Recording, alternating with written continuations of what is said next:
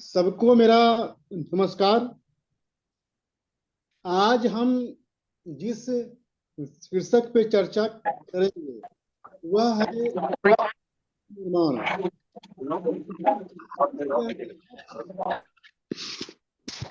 चार कोटेशन हैं और उन चारों पर हम बात करेंगे। जो सवाल हमने ढूंढे हैं वो पहला है कि भारत में आंशिक तानाशाही है। दूसरा है समाज निर्माण या समाज सुरक्षा दोनों में किसकी अधिक आवश्यकता है। और तीसरा है समाज सशक्तिकरण के मार्ग में सबसे बड़ी बाधा राजनीतिक व्यवस्था है। ये तीन बातें हैं जिस पे हम आज विचार विमर्श करेंगे। मैं सबसे पहले लेता हूं राजनीतिक व्यवस्था को। यह बात सही है कि अगर हमारा समाज अपनी अधिकार मांगेगा, जो उसके हक हैं वो उसको मांगेगा, तो जाहिर सी बात है हमारा भारतीय राज व्यवस्था से सीधा संघर्ष होगा। कारण यह है कि जो हमारी सामाजिक व्यवस्था है उसको हमारी राज व्यवस्था ने विभिन्न उपायों से बंदी बना लिया है या गुलाम बना लिया है। इनमें अगर उपायों की चर्चा की जाए तो एक उपाय आता है कानून निर्माण। कानून निर्माण के द्वारा हमारी राज व्यवस्था या हमारी सरकारों ने जो हमारे सामाजिक रस्म रिवाज, प्रथा, लोकाचार, उनमें सीधा हस्तक्षेप किया और आधुनिकता और व्यक्तिगत स्वतंत्रता के नाम पर उसे भंग किया। उदाहरण के लिए तलाक व्यवस्था हमारे यहाँ नहीं थी, लेकिन उसे आधुनिकता और नारी सशक्तिकरण के नाम पे ही डाला गया, जिसका परिणाम आज सबके सामने है। इसके अलावा दूसरा उपाय है कि मीडिया, चलचित्र, साहित्य के द्वारा समाज को प्रभावित करना। आपने ध्यान दिया होगा कि आजादी के बाद या उसके कुछ पहले भी देखा जाए तो बहुत से साहित्यकार हुए, फिल्मकार हुए, ऐसी फिल्में बनी जो सामाजिक व्यवस्था पे चोट करती थी। इन्हीं उपायों से, स्लो ब्रेन वॉशिंग से सरकार ने, राज व्यवस्था ने हमारी संस्था पर, जो सामाजिक व्यवस्था है उस पर कब्जा किया। अगर हम फिर से हम अगर हम फिर से पुरानी व्यवस्था को वापस लाना चाहते हैं तो हमें इस बात के लिए कमर कसनी चाहिए कि हमें इन राजनीतिक दलों से, राजनेताओं से और राज व्यवस्था से हमें लोहा लेना पड़ेगा। लोहा लेने का मतलब इनसे कोई हथियारबंद संघर्ष नहीं है, लेकिन हाँ, हमें अपनी मांग को रखनी पड़ेगी। राजनेता इतनी आसानी से हमें अपना हक नहीं देंगे। कारण यह है कि अगर वो अपना हक दे देंगे, जो उनका अधिकार है, जो संविधान के माध्यम से मिला है या कानून के माध्यम से मिला है, तो फिर उनकी जो शक्ति है, जो उनकी पावर है, जो उनका दबदबा है, जो उनका भौकाल है समाज में, वो अपने आप कम हो जाएगा। और कोई भी व्यक्ति नहीं चाहेगा कि उसकी प्रतिष्ठा, उसकी शक्ति, उसका दबदबा किसी भी हाल में कम हो। एक बात इसमें और कहनी पड़ेगी कि जो हमारे विद्वान, लेखक, कलाकार, राजनेता हैं, उन्होंने भी इसमें राज्य का साथ दिया। ये अत्यंत दुर्भाग्य की बात है। स्थिति अब यहाँ तक आ गई है कि अब तो धर्म गुरु भी राज्य की बात करते हैं। किसी राजनीतिक दल के एजेंट बनकर चलते हैं, वे वोट मांगते हैं। जब स्थिति यहाँ तक आ जाए तो फिर समाज का क्या हश्र होगा, ये तो हम लोग समझ सकते हैं। और यह बहुत ही चिंता का विषय है कि जो जो जो बुद्धिजीवी वर्ग है वो भी उनकी चटुकारिता में लग गया है। उदाहरण के लिए देखिए, अभी हमारे राजनेता हैं बागेश्वर बाबा, या देखिए नंदन ठाकुर, या और भी हैं, वो बोल रहे हैं कि हमको सनातन बोर्ड चाहिए। अब हमको ये बताए कि इसके लिए आप सरकार के पास क्यों जा रहे हैं? सरकार के पास अगर जाएंगे, वो आपको सनातन बोर्ड दे भी देगी तो वो अपनी मनमानी करेगी। अब कि धर्म तो व्यक्ति का विषय है। तो ये हालत है। हाँ, एक बात इसमें हम कहना चाहते हैं अंतिम में, कि अगर परिवार व्यवस्था को राजनीतिक प्रभाव से मुक्त कर दिया जाए तो हो सकता है कि समाज हमारा मजबूत हो। अब देखिए कि परिवार में भी राजनीतिक आधार पर बंटवारा है। जब इलेक्शन होता है तो पति कहता है कि हम देंगे वोट भाजपा को, तो पत्नी कहती है कि हम देंगे वोट कांग्रेस को। बेटा बेटी किसी और के बारे में कहता है। तो इससे तो परिवार ही विभाजन हो रहा है। तो जब तक परिवार को राजनीतिक प्रभाव से मुक्त नहीं करेंगे, तब तक इस समस्या का हल नहीं है। अब आते हैं दूसरी बात पे। क्या भारत में आंशिक तानाशाही है? देखा जाए तो भारत में आंशिक तानाशाही, या इसको मैं अपनी भाषा में बोलूं, अप्रत्यक्ष तानाशाही। देखिए, ये बात अगर हम पब्लिक डोमेन में बोलेंगे तो ये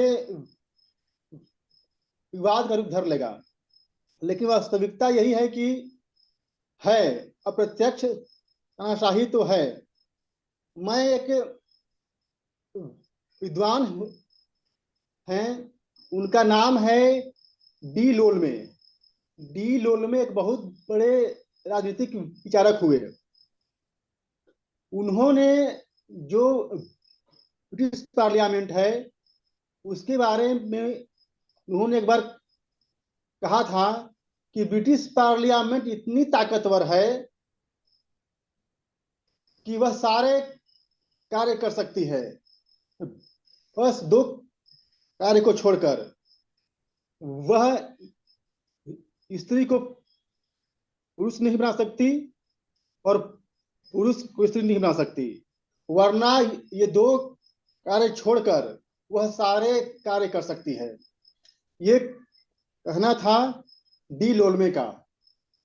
अब बात यह आती है कि जो हमारी संसदीय व्यवस्था है, ये भी तो उसी अनुकरण है। तो जाहिर सी बात है, डी लोलमे की बात हम पे भी लागू होती है।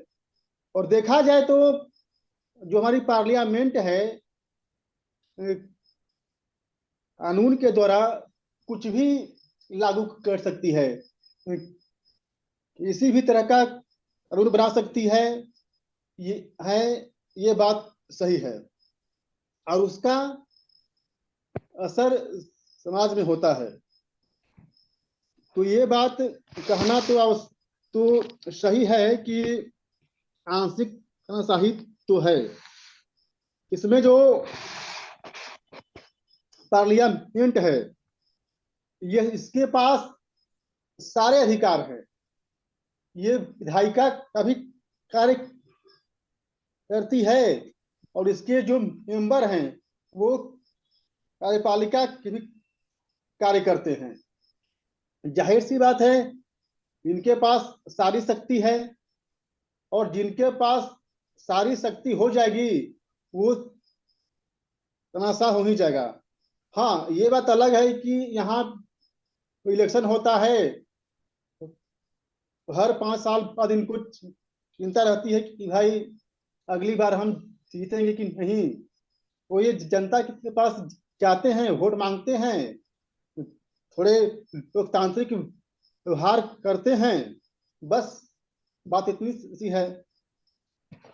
अब आते हैं समाज निर्माण या समाज सुरक्षा में किसकी अधिक आवश्यकता। यह बात बहुत ही गौर करने लायक है। जब मैं इस कोटेशन को पढ़ रहा था तो मैंने इस कोटेशन को 2-3 बार पढ़ा, और फिर मैंने अपना निष्कर्ष ये निकाला कि ये डिपेंड करता है कि परिस्थितियां कैसी हैं। इसमें एक और कोटेशन है, वो कहता है कि यदि आग नियंत्रण के योग्य है, उसे बुझाने का कार्य करना चाहिए। परंतु आग बहुत ज्यादा है, प्रबल है, तो हमें खुद को बचाना चाहिए। अब इससे हम समझते हैं समाज निर्माण या समाज सुरक्षा को। वर्तमान भारत में देखा जाए तो जो समाज सुरक्षा अधिक आवश्यक है, क्योंकि जो भी हो, भले कितनी भी हमारा समाज है उसमें गिरावट आ गया है, लेकिन उसका अस्तित्व है, और वो एक अच्छे तरीके से अभी भी काम कर रहा है। अगर गांव देहात को देखें या छोटे शहरों को देखें, या अगर बड़े शहर हैं, वहाँ भी जो परंपरावादी हैं उनके यहाँ परिवार व्यवस्था काम कर रही है, और समाज व्यवस्था भी है। तो हमारी जिम्मेदारी है इसकी रक्षा करना।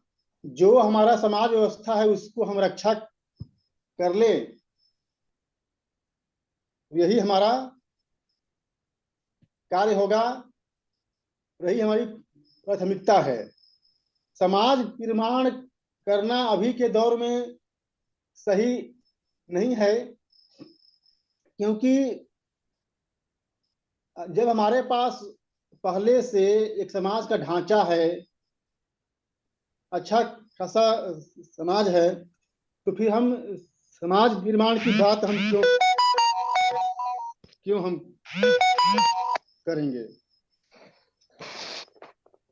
एक बात उसमें और आती है कि जो सामाजिक सुरक्षा है उसको अल्पकाल के लिए ही सही, लेकिन उसको प्राथमिकता मिलनी चाहिए। तो ये था आज का विषय परिचय। इसे मैंने आप सबके सामने रखा। उम्मीद है कि मैंने जो परिचय दिया है, वो जो स्थिति है, जो चर्चा का जो बिंदु है, वो स्पष्ट हुआ होगा। आपने हमारी बात सुनी, आपका धन्यवाद। धन्यवाद विपुल जी। सभी बंधुओं को नमस्कार। मैं पवन जय। आपको पहुंचे जी। समाज सशक्तिकरण के मार्ग में सबसे बड़ी बाधा राजनीतिक व्यवस्था है। समाज सशक्तिकरण के मार्ग में राजनीतिक व्यवस्था कोई बाधा नहीं। समाज को सशक्तिकरण के लिए समाज के लोग जो है कुछ सोचें, उसके बारे में विचार करें। वास्तव में जो विचारक हैं वो समाज में कुछ परसेंट लोग ही विचारक होते, बाकी लोग अनुयायी होते हैं। वो बनी बनाई विचारधारा से प्रेरित होते रहते। तो जो समाज में विचारक हैं उनकी कमी है, और माँ संस्थान द्वारा भारत में ये पहला प्रोग्राम है जो इस कमी को पूरा करने का प्रयास में एक बढ़ाया है। इसलिए राजनीति को हर मामले में दोष देने से अच्छा है कि समाज के बारे में एक विचारकों का समूह बने, अधिकार और नियंत्रण विहीन हो। जिसके पास अधिकार होगा वो नियंत्रित होंगे, क्योंकि आज सीमित अधिकार किसी को मिल नहीं सकते हैं, और जो अधिकार मिलेंगे उसकी सीमा होती। तो सीमाओं में बंधा व्यक्ति कमजोर होता है। इसलिए अधिकार विहीन और नियंत्रण विहीन लोगों का एक समूह होना चाहिए, समाज निर्माण में अपना योगदान दे। क्या भारत में आंशिक तानाशाही है? ये सब बंडलबाजी है। इसके बारे में सोचना बिना मतलब की बात है। आप अपना काम करिए, जो बाधाएं मिलेंगी उनसे लड़ा जाएगा। काम कर ही नहीं रहे हैं, बाधा के बारे में सोच सोच के गाली दे रहे हैं, उसका कोई मतलब नहीं। समाज निर्माण या समाज सुरक्षा, दोनों में किसकी अधिक आवश्यकता? समाज सुरक्षा की आपको जरूरत है नहीं। वोट लेने के लिए सत्ता इस समाज को सुरक्षा देंगे। वोट की ताकत जो है आपके पास, वो आपकी सुरक्षा की गारंटी है। इसलिए सब इस सुरक्षा को हमेशा प्राथमिकता देंगे। समाज निर्माण ही हमारी प्राथमिकता में होना चाहिए। इसलिए समाज का निर्माण करना चाहिए। हमें शरीफ लोगों को आइडेंटिफाई करना होगा, हर जिले में, हर प्रदेश में, पूरे देश में। जब हमारा सामाजिक ढांचा मजबूत होगा तो हम अच्छे से समाज निर्माण में, समाज की उन्नति में अपना योगदान दे पाएंगे। धन्यवाद। और कोई साथी अपनी बात बताएं। हाँ, नमो नमः। धन्यवाद। जी बताइए। आंशिक तानाशाही, क्या आंशिक तानाशाही है? मैं इस विषय पर अपना बात रखता हूँ। देखिए, सत्ता का परिवर्तन ही लोकतंत्र नहीं है। सत्ता इच्छा अनुसार चुना जाए, अपने विवेक के अनुसार सत्ता चुनने में, सत्ता का विकास करने में हमारा कुछ प्रत्यक्ष योगदान हो तो उसको लोकतंत्र से कह सकते हैं। लेकिन यह जो वर्तमान स्थिति है उसको आप आंशिक तानाशाही नहीं कहेंगे, बल्कि गहरी तानाशाही कहेंगे। आंशिक तब होता है जब कहीं से थोड़ा बहुत आसपास से मार्ग बना रहता है, लेकिन अब मैं देख रहा हूँ आसपास से भी कहीं कोई मार्ग नहीं बचा रह गया है। इसको आप गहरी तानाशाही कहेंगे। यदि चुनाव हारने वाला व्यक्ति, चुनाव सत्ता पक्ष का व्यक्ति है और हार जाता है चुनाव, तो उसके बाद दूसरी पार्टी आती है, सत्ता परिवर्तन हो जाता है। लेकिन सिर्फ सत्ता परिवर्तन के लिए चुनाव हो। हारता तो विपक्ष भी है, क्या विपक्ष में परिवर्तन नहीं होना चाहिए? विपक्ष की यह जिम्मेदारी होती है सत्ता पक्ष का एक बेहतर जो है कि प्रतिपक्ष तैयार किया जाए। यदि विपक्ष प्रतिपक्ष तैयार नहीं कर पा रहा है तो इसको आप तानाशाही कहेंगे। राहुल गांधी यानी कांग्रेस यानी राहुल गांधी 3 बार चुनाव हार चुके हैं, और मान लीजिए कोई मोदी से नाखुश है, इसका मतलब राहुल गांधी के ऊपर प्रसन्न माना जाएगा? ऐसा नहीं हो सकता। और राहुल गांधी के ऊपर प्रसन्न नहीं है, मोदी से नाराज है। क्यों नाराज है? कि राहुल गांधी जो है कि 3 बार हारने के बाद भी जो है कि बेहतर विकल्प नहीं दे पाए सत्ता पक्ष का। यह उनकी जिम्मेदारी बनती है, जब मैं चल नहीं पा रहा हूं, मेरी नीतियां असफल हो रही हैं, तो हमें दूसरों को अवसर देना चाहिए। जिस तरह सत्ता पक्ष हारने के बाद दूसरी सत्ता आ जाती है, वैसे विपक्ष के हारने के बाद दूसरा विपक्ष आना चाहिए। उत्तर प्रदेश में अखिलेश 2 बार हार चुके हैं, लालू यादव पार्टी लगातार हार रही है। उसमें यह देखना चाहिए मुख्य विपक्षी का नेतृत्व बदल जाना चाहिए, चेहरा बदल, भले पार्टी में ना बदले, चेहरा बदल जाना चाहिए। जैसे हमने राजस्थान में देखा कि सिंधिया जी हार गई तो उसके बाद नया चेहरा लाया गया, मध्य प्रदेश में हार गई तो नया चेहरा लाया गया, गुजरात में सत्ता में रहते हुए नया चेहरा लाया गया। हम ऐसा देखते आ रहे हैं,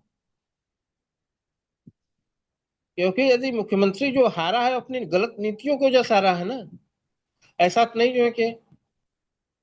और विपक्ष का अधिकारी कैसे रह गया? हारा हुआ मुख्यमंत्री विपक्ष कैसे हो सकता? मान लीजिए एक बार चलिए ठीक है, उसको और प्रतिपक्ष से लड़ने का मौका दिया जाए। एक बार बहुत ज्यादा, चलिए 2 बार हो गया, लेकिन क्या वह हमेशा के लिए प्रतिपक्ष की लड़ाई लड़ता रहेगा? वह विकल्प बनने नहीं देगा। और यह विपक्ष की तानाशाही है। विपक्ष ने किस तरह से बिल रोके, किस तरह बिल वापस किए? अपने तानाशाही के द्वारा। आज जो है कि त्रिभाषा भाषा सूत्री कार्यक्रम लागू होना है, लेकिन उसको लागू नहीं दिया जा रहा है, विपक्ष की तानाशाही है। समान नागरिक संहिता नहीं लागू हो, विपक्ष की तानाशाही है। विपक्ष आपका प्रतिपक्ष हर दर्जे का जो है कि तानाशाह है, और भारत में गहरी तानाशाही है। और इसका फायदा जो है कि सत्ता पर छुटा करके तानाशाही अपनी तानाशाही स्थापित कर ले जाते हैं, और इस प्रकार से धीरे धीरे जो है कि दोनों पक्षों में तानाशाही की प्रकृति पनप जाती है। हाँ, यह कह सकते हैं हम 50% विपक्ष की तानाशाही और 50% सत्ता पक्ष की तानाशाही मान लेते हैं। तो विपक्ष से हम तानाशाही पूरा देख रहे हैं।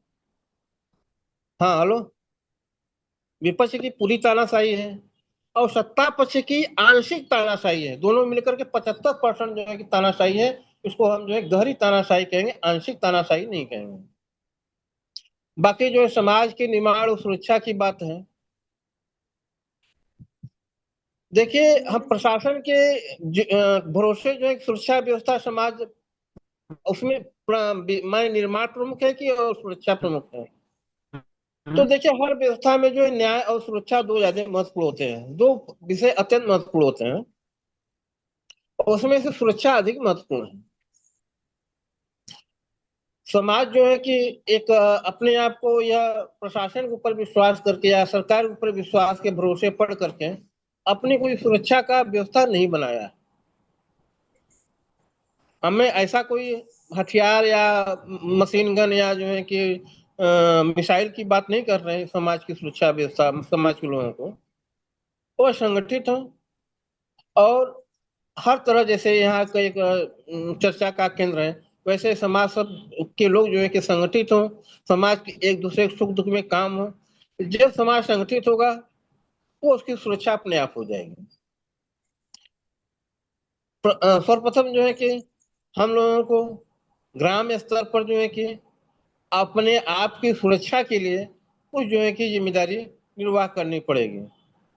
हम गांव के 10, 15, 20 लोग, मोहल्ले की 15, 20 लोग एक चौकीदार रख सकते हैं, थोड़ा थोड़ा चंदा करके।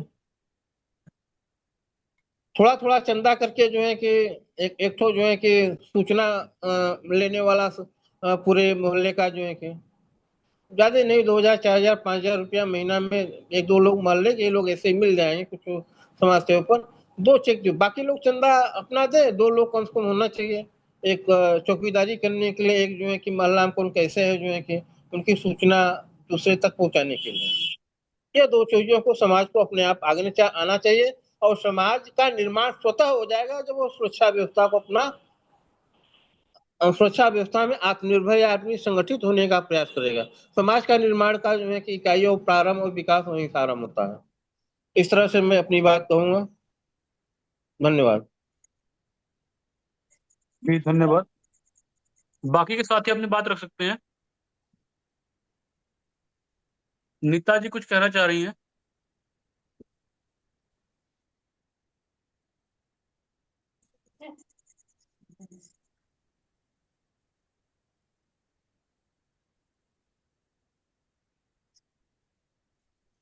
कोई साथी कुछ कहना चाहे तो बताएं।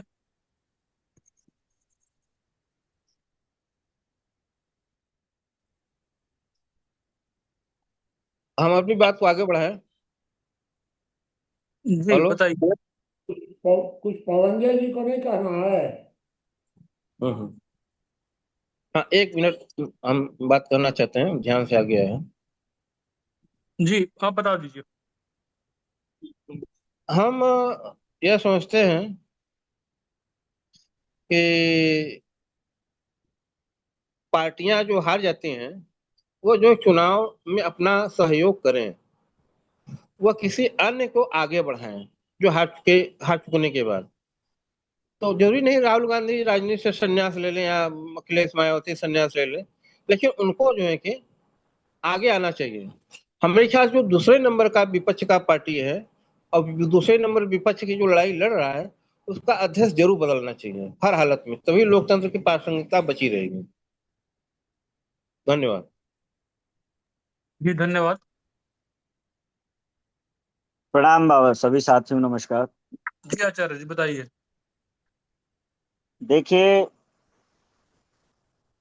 जहां राजनीति की बात है एक रोटी की माँ। तो राजनीति की जो तस्वीर है वो हम सब लोगों के सामने है ही। और मैं समझ रहा हूं राजनीति की तस्वीर को लेकर के यदि समाज में जाया जाता है हाँ। तो लगभग 30% तो वोटर तो जो होते हैं वो पार्टियों के होते ही हैं। आ, समाज में लगभग 30% वोटर किसी न किसी पार्टी से जुड़ा होता है अपनी विचारधारा के अनुसार।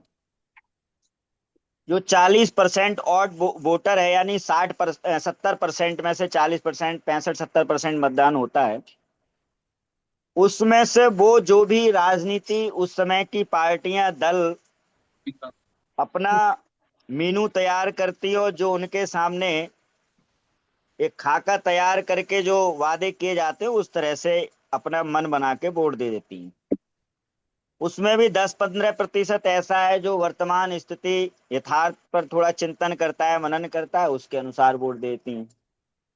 लेकिन एक सोचने वाली बात है अब तक कि संविधान में पार्टी को बनाने का, दल बनाने का कोई प्रावधान नहीं है किसी भी तरह का। जैसे अभी आदरणीय जी कह रहे थे, पक्ष और विपक्ष। विपक्ष भी खड़ा मैं समझ रहा हूं जो पार्टियों के रूप में ही है, और पार्टियों के द्वारा जो उनके कार्यकर्ता होते हैं, सपोर्टर होते हैं, वो होते हैं।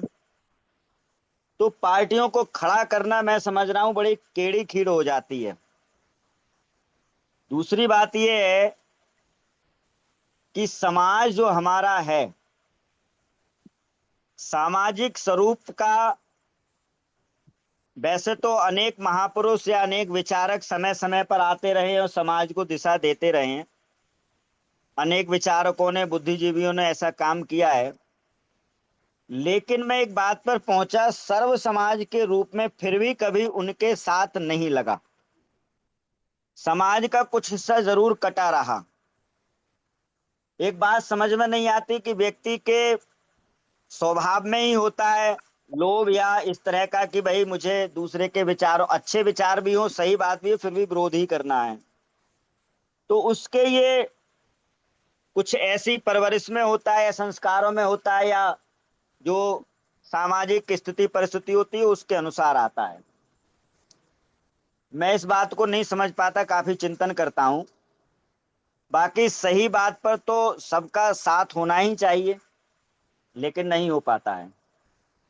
दूसरी बात यह कि सामाजिक व्यवस्था में यदि हम समाज के साथ जाएं तो समाज में आज भी सज्जन लोग हैं, ईमानदार लोग हैं, अच्छे लोग हैं, मानवीय प्रवृत्ति के बहुत लोग हैं। लेकिन वही है कि उन पर जो मतावलंबी होते हैं या जो दलाल प्रवृत्ति के लोग होते हैं वो हमेशा हावी रहते हैं और वो अपने कामों में लगे रहते हैं जिनकी अपनी जो मानवीय प्रवृत्ति अधिक रहती है। और चाहे वो नेता हो या धूर्त हो, चालाक हो, उन्हीं का लाभ उठाते ही हैं। दूसरी चीज ये है कि एक सामाजिक व्यवस्था बनाने के लिए मेरा अपना आकलन है, कोई ना कोई एक ऐसा कॉन्सेप्ट जरूर हो जहां मानवीय प्रवृत्ति की जिज्ञासा, आस्था जुड़ी रहती है। क्योंकि मनुष्य का कोई स्वाभाविक गुण है और स्वाभाविक गुण के अनुसार मनुष्य जो है वो जुड़ता है। जहां हम राजनीतिक बात करते हैं, बहुत सारे लोग तो समाज में ऐसे हैं जो राजनीति से कोई मतलब भी नहीं रखते, वोट भी नहीं डालते हैं।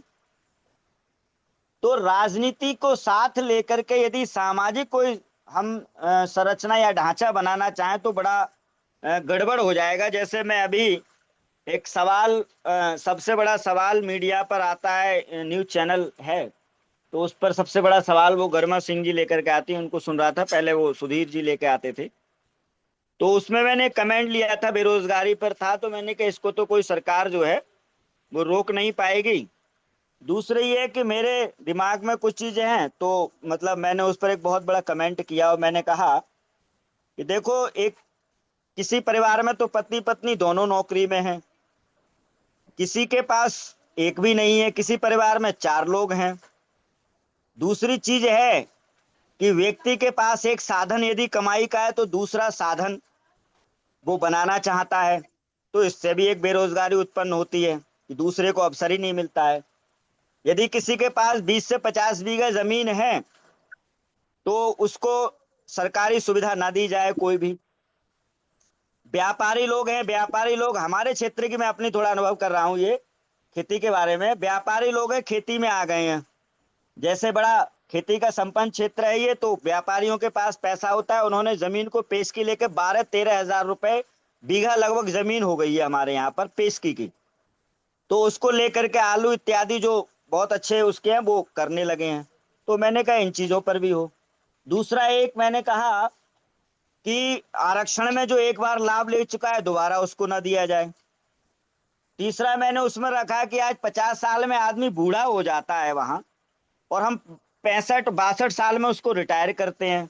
तो जैसे आर्मी में एक व्यवस्था है 15-20 साल में उसको रिटायर कर देते हैं, तो 50 साल उम्र एज मान के चलो आज के व्यक्ति की, तो 20 साल 25 साल जो नौकरी है सिविल की उनमें रखिए, जल्दी रिटायर करो, जल्दी लाओ। तो ये सामाजिक व्यवस्था राजनीतिक इच्छा शक्ति नहीं है। तो उस पर बहुत सारे कमेंट मेरे उस पर आए क्या कि वो अडानी के बारे में आपने कुछ नहीं लिखा। मुझे अंत में मतलब बहुत सारे इस तरह के, तो मैंने कहा देखिए आप बीजेपी विरोधी व्यक्ति हैं, मैं पार्टीवादी व्यक्ति नहीं हूं। मेरी जो समझ में आया मैंने वो रखा। तो ये जो है आजकल का ट्रेंड है, आप कोई सही बात रखिए, कोई भी किसी तरह की अपनी समझ सोच को रखें तो विरोधी लोग मिल ही जाते हैं। आज मैंने एक थोड़ी सी लाइन लिखी थी, मैं उसको कह करके, जैसे समाज व्यवस्था पे हमें करना क्या है और सरकारें कब दबती हैं, या सरकार की जो राजनीति, जैसे जिनके पास शक्ति है तो वो कब उसको मानेंगे या कब कम करेंगे।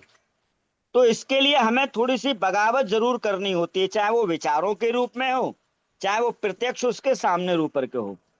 तो कहा गया है कि भूखा पेट पीठ पर चाबुक बोझ सवाया ढोता है। भूखा पेट पीठ पर चाबुक बोझ सवाया ढोता है, उस मालिक से बचने का हल सिर्फ बगावत होता है। किया फैसला नहीं चलेंगे, आज से चलना छोड़ दिया, मार मार कर टापे उसने जर्जर ताना तोड़ दिया। गिरा दिया मालिक को नीचे, फिर ऐसा खूंखार हुआ, लेकर जान मियां छिदन की बंधन तोड़ फरार हुआ। खुले आसमान की फसलें खाता मस्त पवन सा झूम रहा, हिम्मत नहीं पकड़ ले कोई आजादी से घूम रहा। अब ये लाइन थोड़ी सी है, भावी पीढ़ी कष्ट उठाती गर्वो देता दखल नहीं। जो समाज में वर्चस्ववादी लोग होते हैं, जिनका समाज में मान प्रतिष्ठा होती है, या जिनको समाज फॉलो करता है, यदि वो लोग सामने नहीं आते तो ये लाइन उनके लिए है, भावी पीढ़ी कष्ट उठाती गर्वो देता दखल नहीं। और यहाँ पर भारत के नेताओं में घोड़े जितनी अकल नहीं। तो ये जो हमारी जितनी व्यवस्थाएं हैं, राजनीति ने तो समझ लिया है, राजनेताओं ने तो समझ लिया है कि हमारी जो व्यवस्था है उस व्यवस्था के अनुसार समाज चल रहा है, हमें कोई अभी चुनौती तो मिल नहीं रही है। तो हम जैसा भी समाज को चला रहा है, नागरिक को, व्यक्ति को, परिवार को जैसा भी मोड़ दे रहे हैं, जैसी कानून व्यवस्था बना रहे हैं, तो हमारी मौज आ रही है।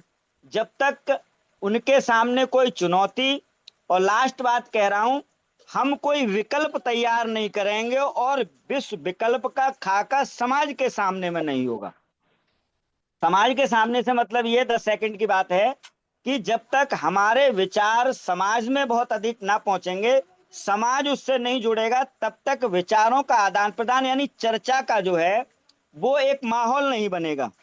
और चर्चा का जो कोई माहौल नहीं बनेगा या किसी भी तरह का, तो वो नेताओं तक, मीडिया में या कहीं भी, आज भी जो हम लोग चर्चा कर रहे हैं, अभी इस समय 19 लोग जुड़े हुए हैं, यही यहाँ पर 50,000, 20,000, 1 लाख लोग कहीं कहीं चौराहे पर खड़े होकर, किसी नगर में खड़े होकर, या कहीं किसी अधिकारी के ऑफिस के कार्यालय के खड़े होकर, या मंत्री सामने के खड़े होकर के हमें ग्राम सभा का कॉन्सेप्ट है, हमारा परिवार सभा का कॉन्सेप्ट है, और समाज की जो विकेंद्रीकरण की एक व्यवस्था है वो हम चाहते हैं। गांधी जी का या ऋषि दयानंद जी का जो लोक स्वराज्य का एक कॉन्सेप्ट था, हम उसको आपसे अपना हक मांग रहे हैं। तो शायद नेता लोग विचार करें। तो ये है कि चर्चा हम लोग कर रहे हैं, उस विचार को अधिक तक पहुंचे, लेकिन नेता या राजनीति जागेगी तभी जब उनके सामने एक विकल्प, चुनौती तैयार होगी और समाज में एक विकल्प लगेगा।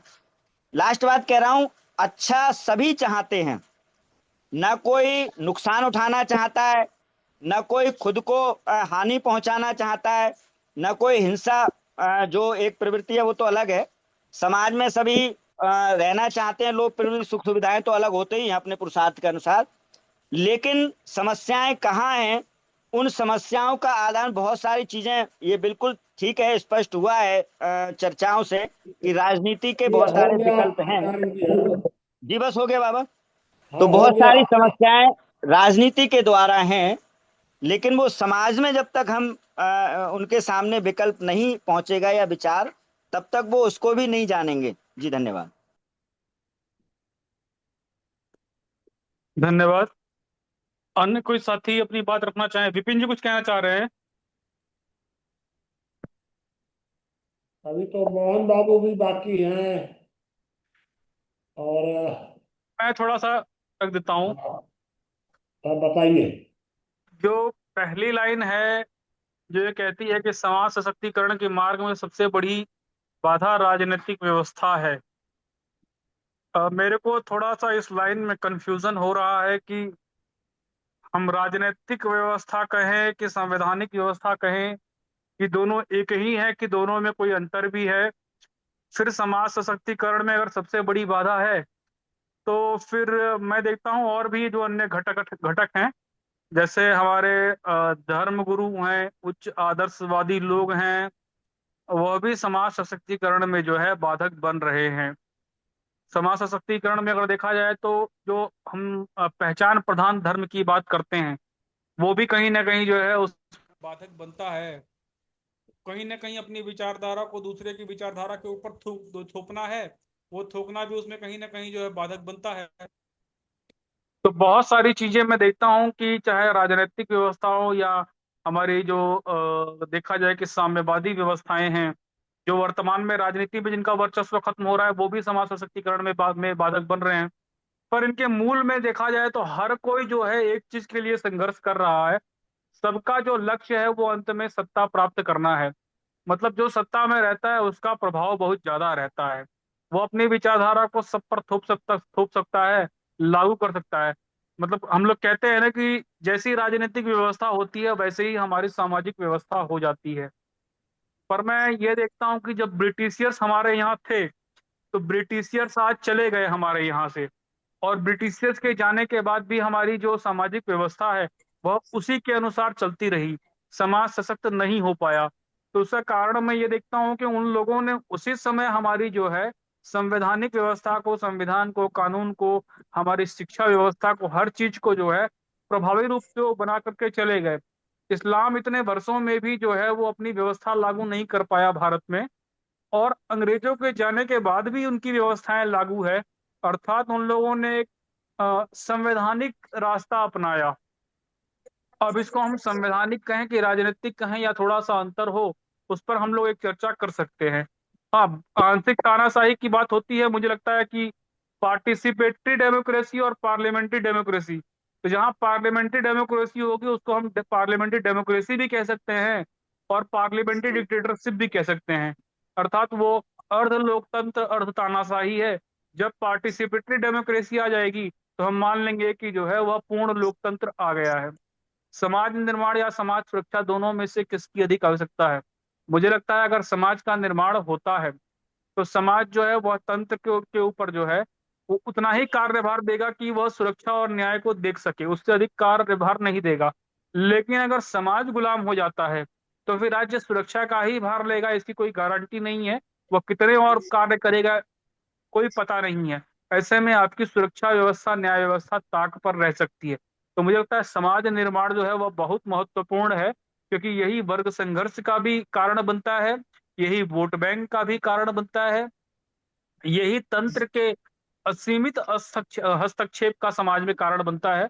तो ये जो असीमित हस्तक्षेप कम होंगे, समाज का निर्माण होगा, समाज मजबूत होगा, तो फिर सुरक्षा और न्याय राज्य के पास रहेगा, तो जाहिर सी बात है वो और ठीक से कर पाएगा।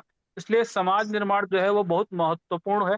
समाज निर्माण से ही अच्छी सामाजिक सुरक्षा हो सकती है। लेकिन अगर समाज का निर्माण ना हो तो फिर आपकी सुरक्षा और न्याय ये दोनों खतरे में पड़ सकते हैं, जो कि अभी हम देख रहे हैं 30 वर्ष 50 वर्ष से केस चल रहे हैं। इसका कारण यही है कि समाज सशक्त नहीं है, और अपने निर्णय जो खुद कर सकता है, जो करने में सक्षम है, वह भी नहीं कर पा रहा है। यह राज्य को ओवरलोड करने का भी एक कारण बन रहा है। जी धन्यवाद। बाकी के साथी अपनी बात रख सकते हैं। हेलो। जी मोहन जी बताइए।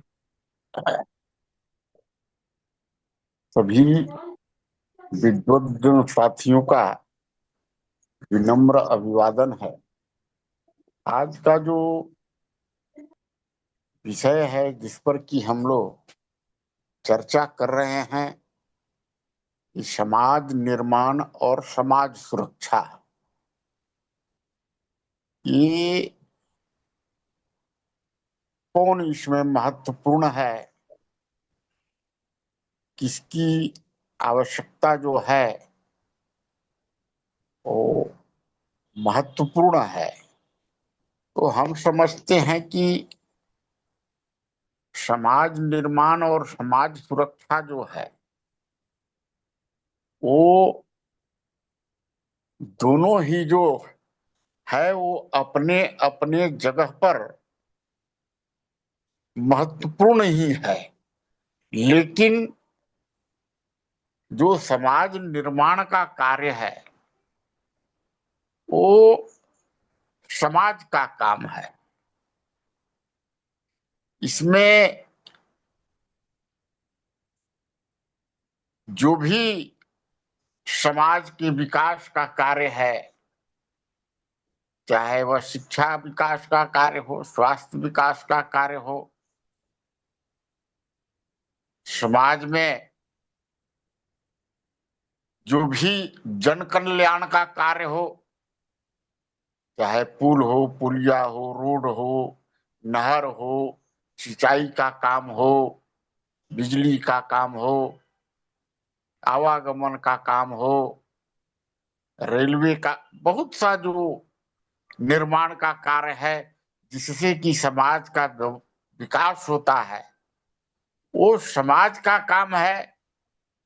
समाज अपने हिसाब से जितनी आवश्यकता है उतना समाज पर टैक्स लगाकर भी उसका जैसे व्यवस्था कर सकता है।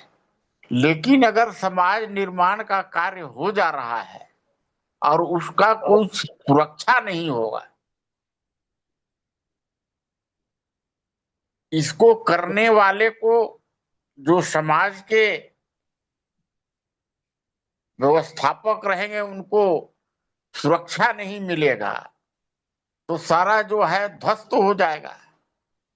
तो इसलिए महत्वपूर्ण तो दोनों हैं, फिर भी सुरक्षा जो है समाज की, ये सबसे महत्वपूर्ण कार्य है। और इसी के लिए समाज जो है एक व्यवस्था बनाता है जो सरकार और तंत्र के रूप में स्थापित करता है।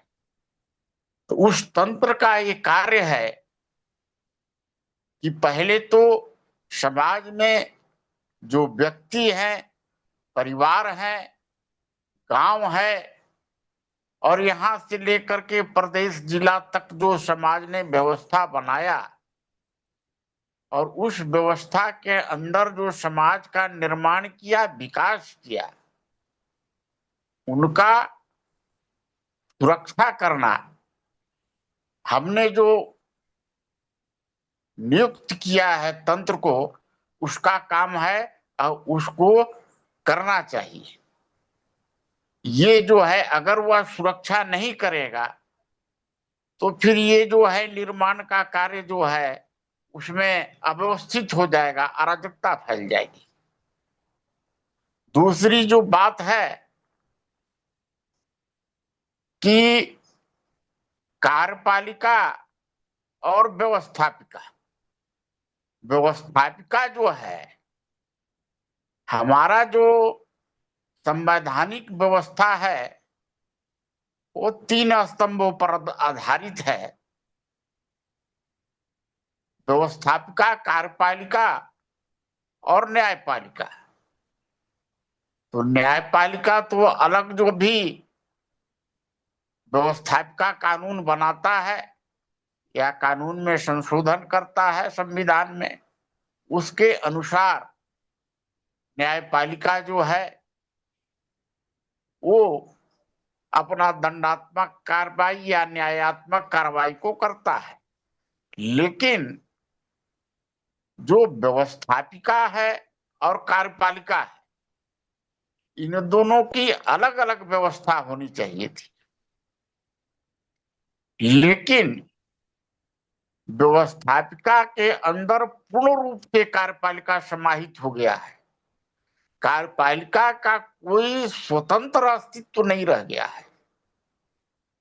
कार्यपालिका पर पूरा जो है कैबिनेट के जितने भी मंत्री हैं, जितने भी विभाग हैं, जितने भी प्रकोष्ठ हैं, जितने भी जो कई प्रकार की व्यवस्थाएं बनी हुई हैं, उन पर सारे जो है व्यवस्थापिका के ही जो भी चाहे सांसद विधायक होते हैं वो उस पर सर्वोत्तम पद पर बैठ करके और पूरा जो है उसका नियंत्रण अपने हाथ में रखते हैं। और इस नियंत्रण को रखने के बाद में जो न्यायपालिका से भी अगर किसी प्रकार का न्याय समाज को मिलता है, व्यक्ति को मिलता है, तो ये व्यवस्थापिका वाले जो हैं वो कार्यपालिका के माध्यम से उसको भी प्रभावित करते हैं। अब यहां पर यह हो जाता है कि इस प्रकार से आंशिक तानाशाही जो है व्यवस्थापिका का समाज पर लागू हो जाता है। और इस आंशिक तानाशाही में अब जो तंत्र में व्यवस्था पर हावी है, जो भी राजनीतिक पार्टी है, अब उनके नियत पर डिपेंड करता है कि वो समाज को कैसी व्यवस्था दे रहे हैं, समाज को किस मार्ग पर लेके जा रहे हैं, न्याय सुरक्षा इसको भी लेकर के चल रहे हैं और विकास को भी लेकर के चल रहे हैं, और समाज के हित में उनकी जो भी वो टैक्स का वसूली करते हैं,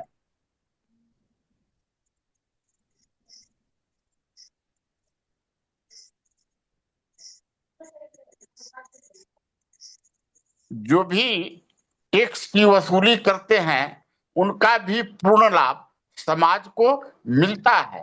तो ये कितने आंशिक तानाशाही रहेगा या कितना परसेंटेज तक तानाशाही बढ़ सकता है, या इस तानाशाही में भी पूर्ण व्यवस्था मिलेगी, ये तंत्र में बैठे हुए लोगों की नियत पर प्रभावित हो जाता है। तीसरी बात जो है कि राजनीतिक के द्वारा जो है समाज को व्यवस्था को कमजोरीकरण का विषय है।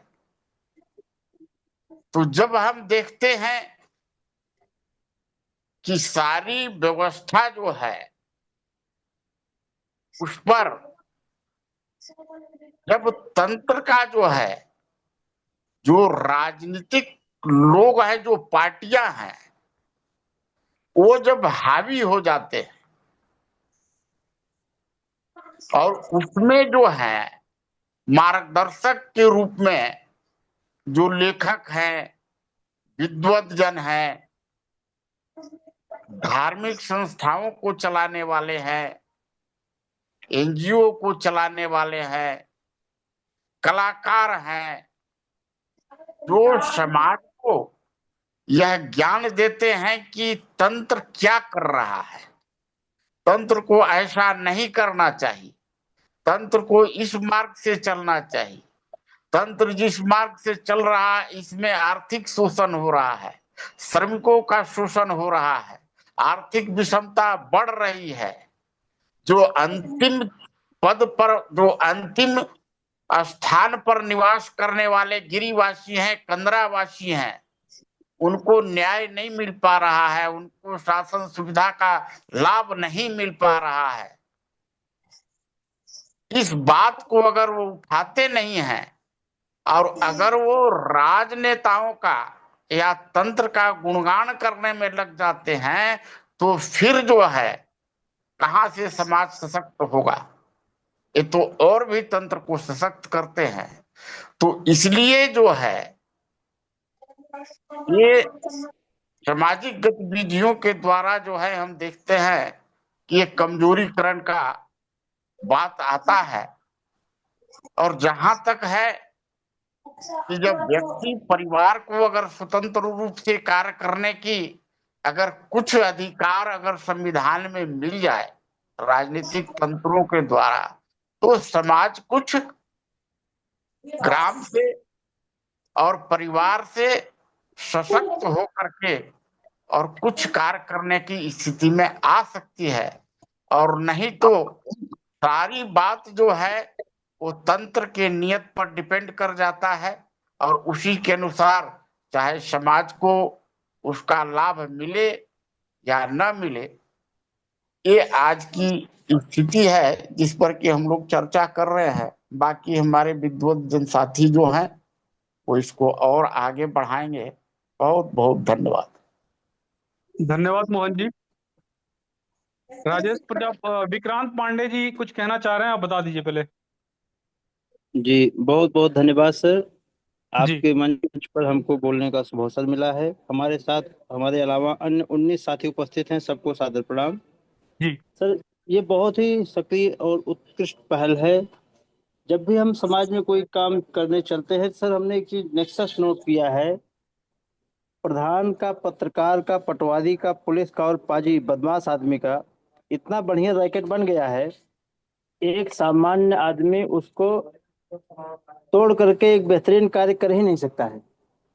इसके लिए जो है थोड़ा मार्गदर्शन बताएं कि वह सामान्य अंतिम आदमी जो समस्त सेवाओं से वंचित है, किस तरीके से अपनी एक लाइजनिंग टीम खड़ी करके उन तमाम योजनाओं को जो खास उसके लिए बनाई गई हैं उसका लाभ प्राप्त कर सके।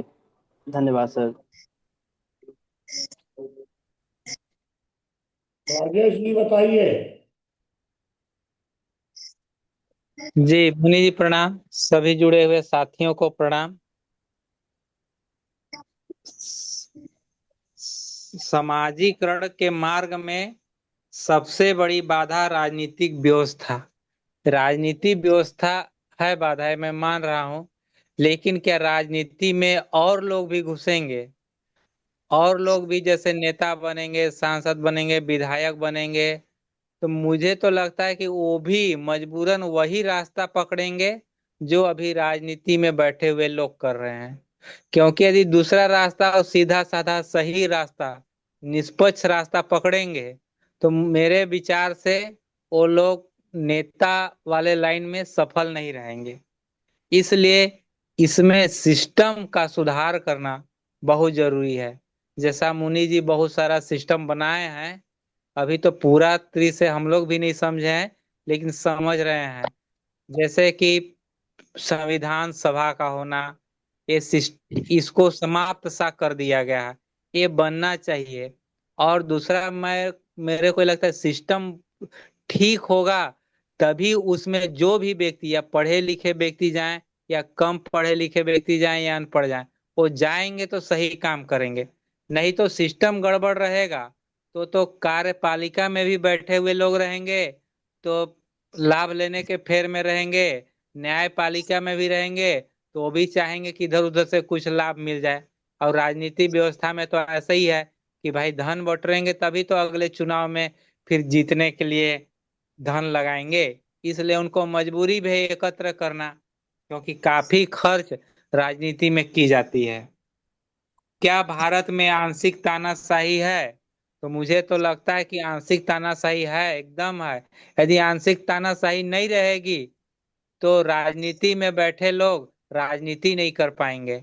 और दूसरी बात है कि कार्यपालिका में भी बहुत से लोग जो हैं वो पैसा कमाते हैं, फिर नौकरी पाने के लिए या अच्छा पद पाने के लिए फिर खर्च करते हैं, घूस देते हैं, तब उस अच्छे अच्छे पदों पर बैठते हैं। मुझे तो ऐसा सुनाई दिया है कि जो पीएससी आईएएस में जो सेलेक्ट होते हैं उसमें भी काफी बड़ा रकम दिया जाता है।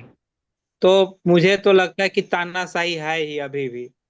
तीसरा है समाज निर्माण या समाज सुरक्षा, दोनों में किसकी अधिक आवश्यकता?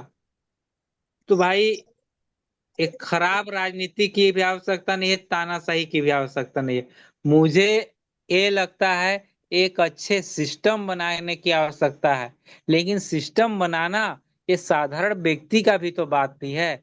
सिस्टम बनाने के लिए विद्वान आदमी चाहिए, और लागू करने के लिए भी जो उस सिस्टम को अच्छे से समझे और निष्पक्ष हो, साधु प्रवृत्ति का व्यक्ति, जैसे बजरंग मुनि जी हैं।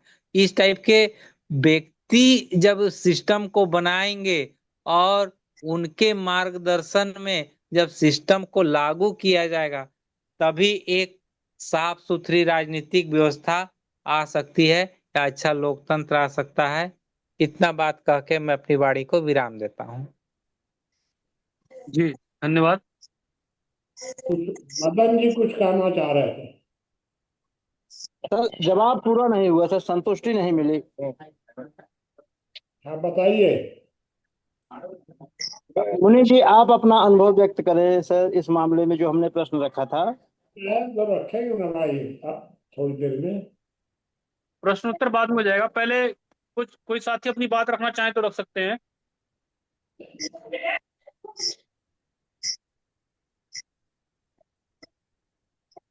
बताइए मदन जी कुछ कहना है। अच्छा, श्रीकांत जी बताइए।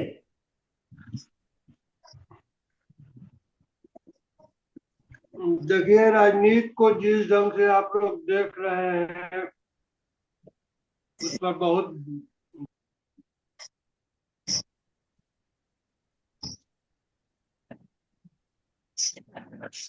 चलिए बताइए ब्रजेश जी अब।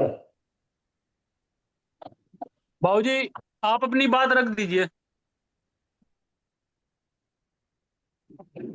हेलो। श्रीकांत जी आपकी आवाज कट रही है बार बार। अच्छा, तो कट रही है तो दूसरे को मौका दीजिए। तो आज की जो चर्चा है, आज की चर्चा में एक तो ब्रजेश जी ने पूछा कि हमारी संवैधानिक व्यवस्था में दोष आया है या राजनीतिक व्यवस्था में। वर्तमान भारत में या दुनिया में भी राजनीतिक व्यवस्था में दोष आया है, संवैधानिक व्यवस्था में नहीं आया है, क्योंकि संवैधानिक व्यवस्था तो है ही नहीं। जब भारत में संविधान ही स्वतंत्र नहीं है तो हम संवैधानिक व्यवस्था को दोष कैसे दे सकते हैं। तो राजनीतिक व्यवस्था में संवैधानिक व्यवस्था को जेल में बंद कर दिया है और इसलिए वर्तमान समय में जो भी गड़बड़ियां हैं उनके लिए दोषी हमारी राजनीतिक व्यवस्था है, संवैधानिक व्यवस्था नहीं है, क्योंकि संवैधानिक व्यवस्था है ही नहीं। फिर राजेश जी ने भी कहा कि सिस्टम सुधारना चाहिए। बात तो सही है। सिस्टम व्यक्ति नहीं बनाता है, सिस्टम समाज बनाता है। तानाशाही में सिस्टम व्यक्ति का होता है और लोकतंत्र में व्यक्ति सिस्टम के अंतर्गत होता है। तो सिस्टम को हमेशा समाज बनाता है, व्यक्ति नहीं। समाज मतलब सर्व व्यक्ति समूह, व्यक्ति मतलब सिंगल, आप पर्सन कह सकते हैं, इंडिविजुअल, वो व्यक्ति हुआ। ये दोनों के बीच में अंतर है, लेकिन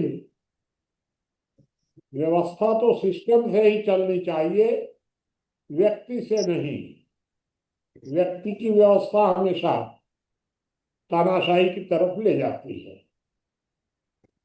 तीसरी बात यह है कि समाज को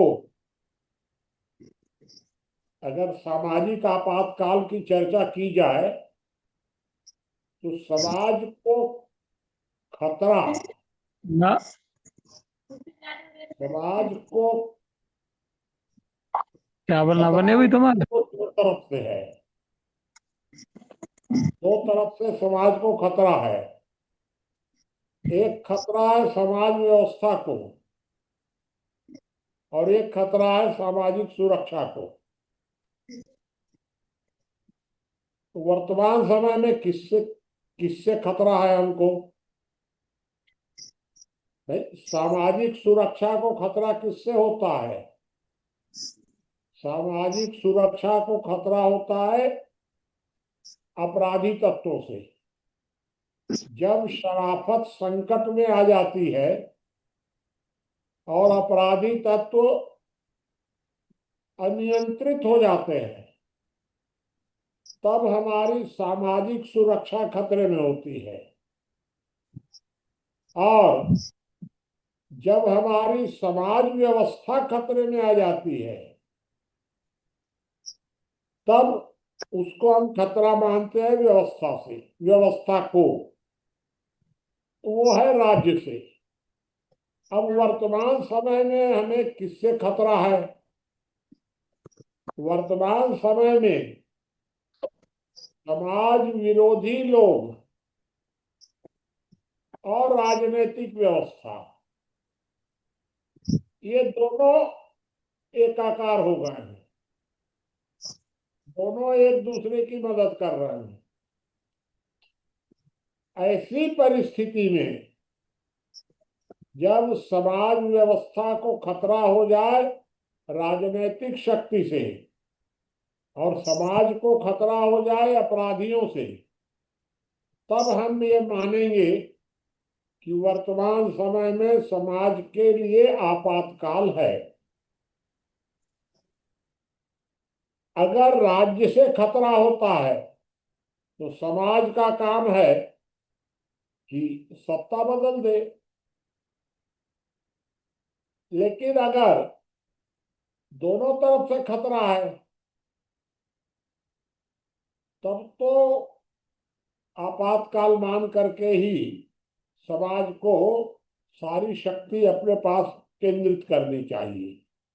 कैसे केंद्रित होगी ये विषय अलग हो जाएगा। ऐसे समय में समाज निर्माण का काम रोक दिया जाता है। समाज निर्माण का जो काम है उसमें धर्म की भूमिका अधिक होती है और सामाजिक सुरक्षा में राज्य की भूमिका ज्यादा होती है। समाज निर्माण में एक तरह से व्यक्तियों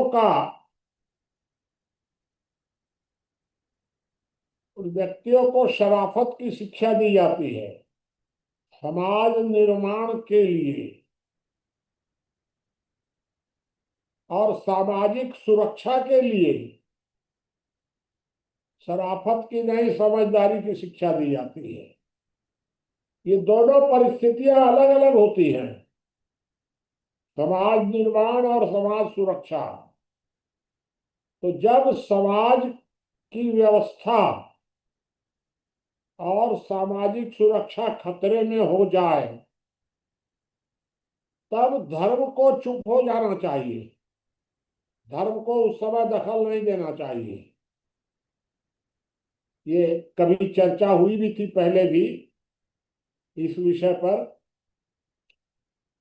तो ऐसी परिस्थिति में धर्म का काम है कि वो मदद करे सुरक्षा की।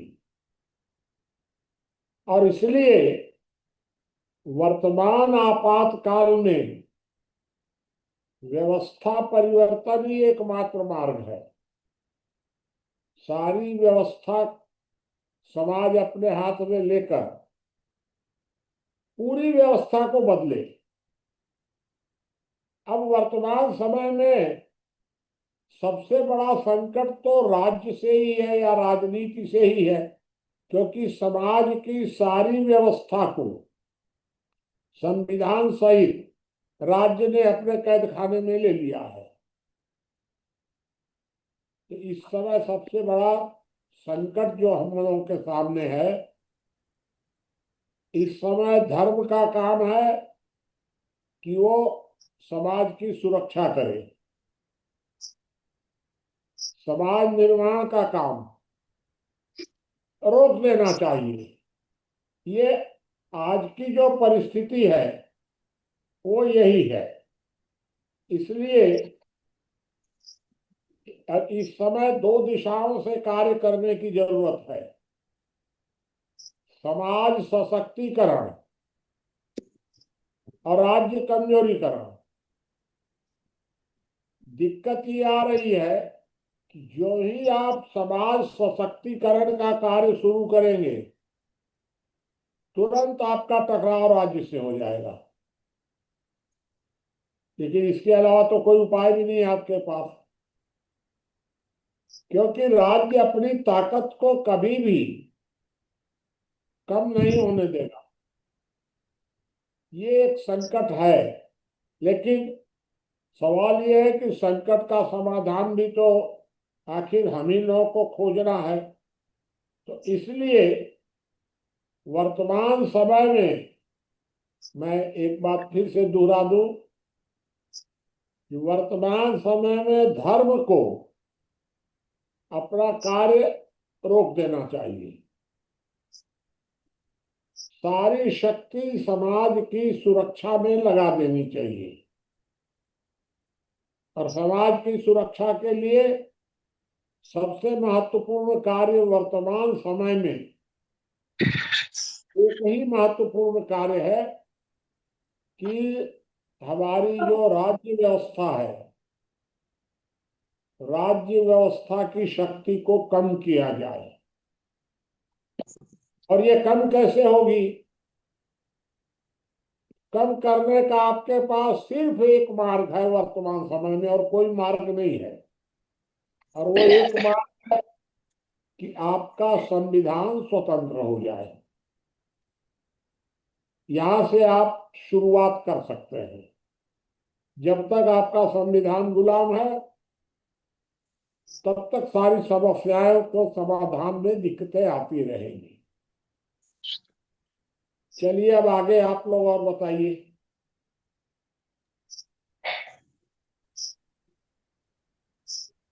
कोई बात किसी को कहनी हो, पूछनी हो तो बताइए।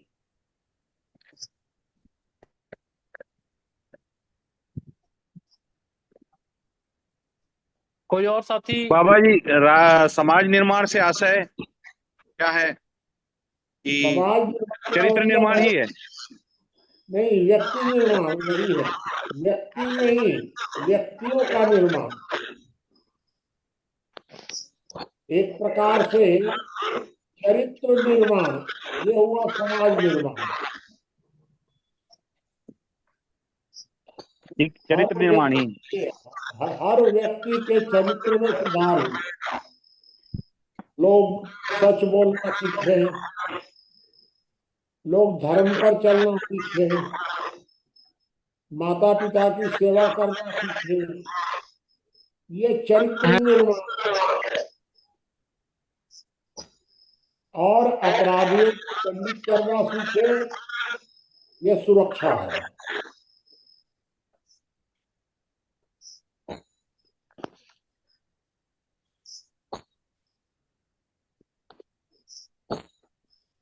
पांडे जी कुछ चले गए थे लगता है। मुनि जी, मैं एक प्रश्न पूछना चाह रहा। आप पूछिए। प्रश्न यह है कि समाज निर्माण या व्यक्ति का निर्माण हो देश में, तो ये राजनेता क्यों नहीं चाहते कि समाज सशक्तिकरण हो, मतलब समाज मजबूत हो? ये समाज को बांटना ही क्यों चाहते हैं? मतलब ये समाज का उत्थान क्यों नहीं चाहते, समाज का निर्माण क्यों नहीं चाहते राजनेता भारत के? तो ये तो इसका उत्तर कौन देगा? वो क्यों नहीं चाहते हैं, इसका उत्तर तो वही देंगे। बाबूजी, ये तो आपने थोड़ी देर पहले बताया ही। वो चाहेंगे कैसे? कोई भी अपनी शक्ति क्यों कम करना चाहेगा? ये तो अब हम लोगों का, ये हम लोगों की जिम्मेदारी है कि वो न चाहे तब भी हम लोग उसको बाध्य कर दें देने के लिए।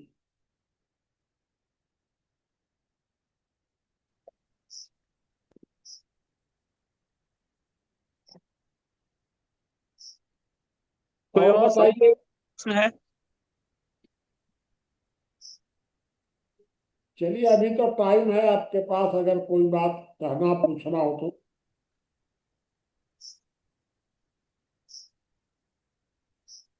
कोई प्रश्न सुनील देव जी का हो, ब्रजेश राय जी का हो, और किसी का हो, विपिन को कुछ पूछना हो तो बताइएगा।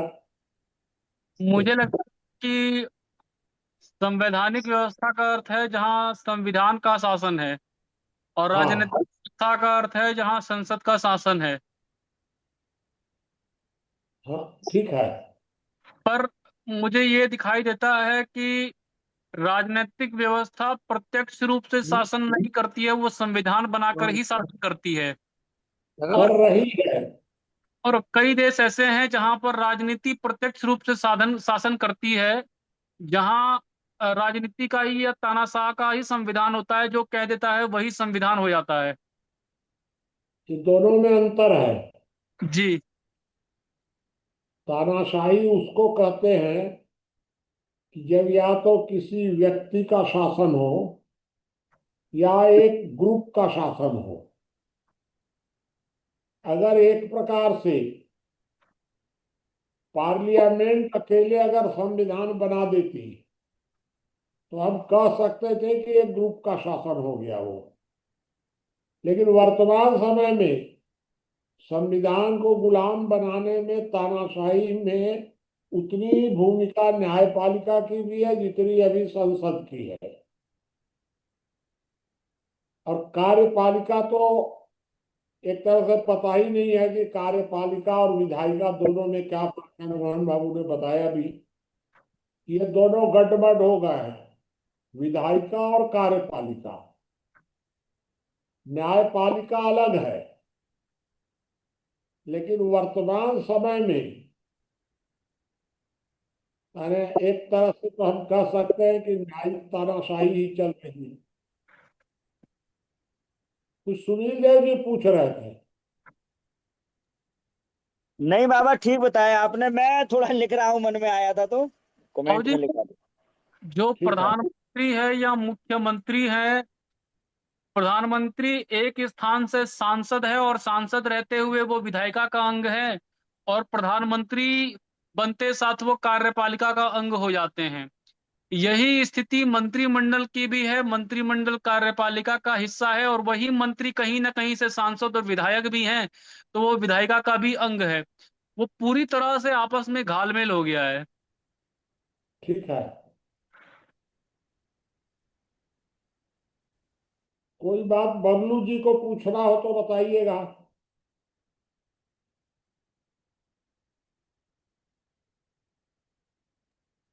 बाबा ये नहीं विषय सब तो नहीं, मैं आज मैं बाबा केवल जी सुन बैनराज, रहा हूँ।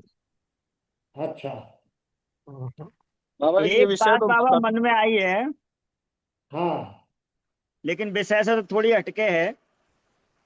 जैसे ठीक है। आपने कई बार कहा है कि विचारक जो हैं वो एक दूसरे से सहमत नहीं होते हैं और विचारक ही व्यवस्था बनाते हैं, तो फिर व्यवस्था का स्वरूप कैसे बनेगा? नहीं, क्या करना चाहिए बताइए। क्योंकि कभी भी दो विचारक एक संगठन नहीं बना सकते, बनाते ही नहीं है। अब जब विचारक इकट्ठे होते हैं, बैठते हैं, तो विचारक मिल करके जो निष्कर्ष निकालते हैं वो निष्कर्ष समाज को देते हैं। निष्कर्ष, विचार नहीं, अपना विचार नहीं। वह जो विचार होता है वो किसी व्यक्ति का नहीं होता है, वह विचार समूह का हो जाता है। तो विचारक व्यक्ति के रूप में एक दूसरे की से पूरी तरह सहमत नहीं होते हैं। 99 बातों पर सहमत हो जाएंगे, एक पर सहमत नहीं होंगे बस। जी जी। जैसे मैं आपको उदाहरण एक दे दूं कि मैं और रोशन लाल दोनों हम लोग विचारक थे। हम दोनों के बीच में 99 बातें एक समान थी और एक एक बात को लेकर के हमेशा झगड़ा रह गया। और जी झगड़ा रह गया वो भी, असहमति नहीं। अमीरी एक रेखा। केवल एक बात थी उसमें, हमारे रोशन लाल के बीच में, कि मैं कहता था कि सब लोगों के ऊपर 2% अधिकतम सुरक्षा कर होना चाहिए संपत्ति पर, पूरी जी। संपत्ति पर दो, अधिकतम 2%। रोशन लाल जी कहते थे कि पूंजीपतियों की संपत्ति पर 10% टैक्स होना चाहिए, गरीबों को टैक्स फ्री होना चाहिए। और हम लोग दोनों कभी एक इस बात पर सहमत ही नहीं हुए। तो इसलिए ये मतभेद रहते हैं। लेकिन जब इस तरह के 10-20 लोग बैठकर और तय कर लेंगे कि भाई 2%, 300, 10%, ऐसा नहीं, ऐसा कर लो, ठीक है, वो जी निष्कर्ष समाज को दे दिया जाएगा। इसीलिए कुंभ होता था पुराने जमाने में। जी जी जी जी। चलिए, और ज्ञानेंद्र जी ये कौन थे पांडे जी? आपकी आवाज नहीं आ रही है आपका। मैं समझ नहीं पाया बाबा। अच्छा, हाँ, ठीक है, तो और कोई बात अगर हो तो बताइए, नहीं तो समाप्त करिए। बाबूजी, मेरा एक प्रश्न है। हाँ, रूस जैसे देशों में जो तानाशाही की व्यवस्था है, चीन में एक तानाशाही है और उत्तर कोरिया में तानाशाही है, इन तीनों की तानाशाही में क्या अंतर दिखाई देता है? देखिए, चीन में जो तानाशाही है वो ग्रुप की तानाशाही है। एक एक ग्रुप बन गया है कुछ थोड़े से लोगों का। और उत्तर कोरिया में व्यक्ति की तानाशाही है। कुछ मुस्लिम देशों में भी, कुछ मुस्लिम देशों में व्यक्ति की तानाशाही है। फिर कुछ देशों में सिस्टम की तानाशाही है। तो भारत में हम ये कह सकते हैं कि सिस्टम की तानाशाही है।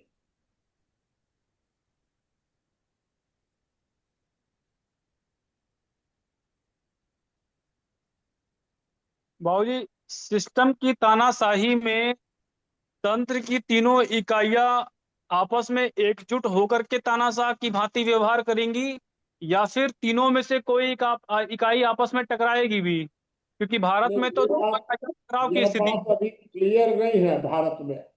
भारत में है अर्ध तानाशाही। जी अब अर्ध तानाशाही और तानाशाही में क्या अंतर है, तो वो मैं आपको बता देता हूँ। कि तानाशाही जब होती है तो संविधान भी गुलाम होता है और व्यक्ति को मौलिक अधिकार भी नहीं होते हैं। चाइना में व्यक्ति को राष्ट्रीय संपत्ति माना गया है। मुस्लिम देशों में धार्मिक संपत्ति है। भारत और अमेरिका में व्यक्ति को मौलिक अधिकार है। तो अर्ध तानाशाही है, इसको आप चाहे अर्ध तानाशाही कहिए भारत में या अर्ध लोकतंत्र कहिए। क्लियर तानाशाही भारत में नहीं है, लेकिन चाइना में तानाशाही है, क्योंकि वहां मौलिक अधिकार नहीं है किसी को। जी।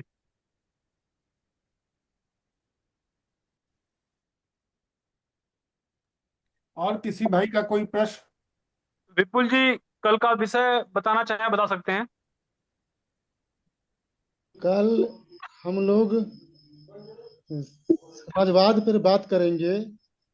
जो कोटेशन संख्या रहेगी वो है 5320 से लेकर 5324 तक।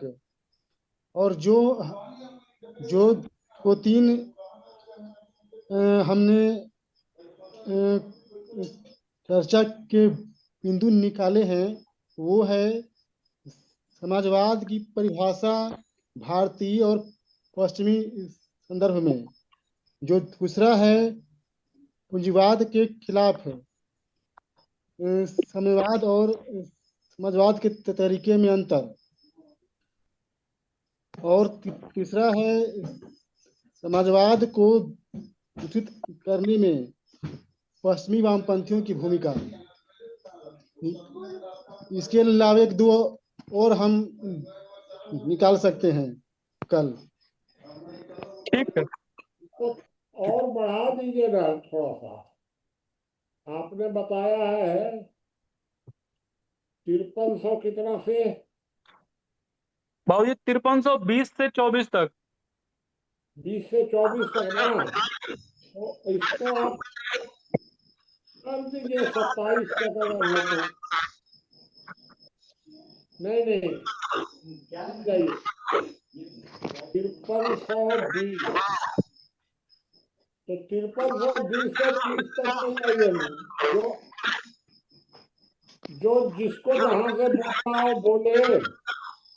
आप 20 से 24 तक रखिए, और अगर कोई 25, 26, 28 भी बोलना चाहे तो बोले, क्योंकि अगर स्पीड नहीं बढ़ाइएगा ना तो हम लोग समाज से बाहर निकल ही नहीं पाएंगे जल्दी, सालों भर ठीक है। चलता रहा। तो इसलिए थोड़ा सा हम लोग को 5320 से 5335 तक कहीं से भी आप ले सकते हैं, 5320 से 5335 तक, लेकिन मुख्य रूप से 3-4 जो शुरू के हैं 20 से 24 तक उस पर केंद्रित कर दीजिएगा, और बाकी पर से भी अगर किसी को बोलना हो तो बोल सकता है। ठीक है बाबूजी। क्योंकि ये समाजवाद में 15 कोटेशन है, और आप ये 15 कोटेशन को अगर 4 दिन चला देंगे तो नीरस हो जाएगा फिर। ठीक ठीक है। ठीक है, ज्ञानेंद्र चर्चा समाप्त कर सकते हैं। जी जी जी, सभी का जुड़ने के लिए बहुत बहुत आभार, धन्यवाद।